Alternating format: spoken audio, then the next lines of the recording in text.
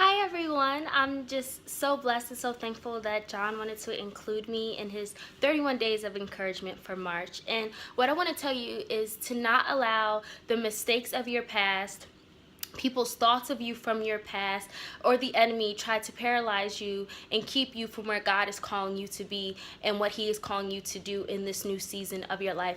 A lot of the times we allow the people closest to us who have seen us in our previous seasons to dictate how we're going to operate in the season that we're going into.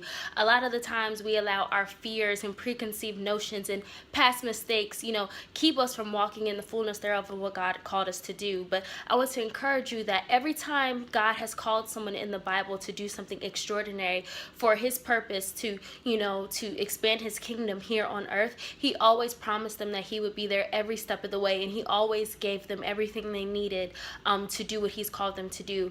What comes to my mind instantly is Jeremiah chapter 1 and Joshua and as well as Proverbs 3, 5, and 6 telling us to trust in him and lean not on our own understanding, because there's so many things that we don't know that God knows. He would never lead us somewhere without giving us the things to, equip us to do the things that he's called us to do. A saying that I like to stand on for myself is God doesn't give us vision without giving us the provisions to see them through. So like with Joshua, when he was telling them to lead the Israelites into the promised land, he reminded him constantly that he would be there every step of the way with him.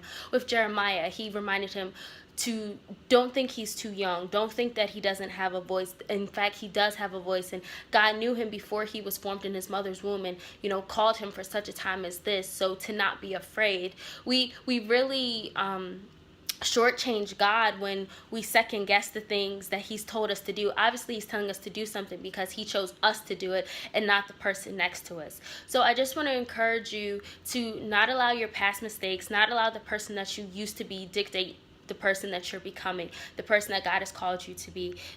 Don't allow that to dim the light that's within you. We go through certain things in certain seasons to equip us for the following season. So don't ever think that God cannot use you, because he will use you. And if he called you, he is using you even now. So I just want to encourage you to not let your past dictate your future, and to really stand firm on the promises and trust that God will see you through the things he's called you to do.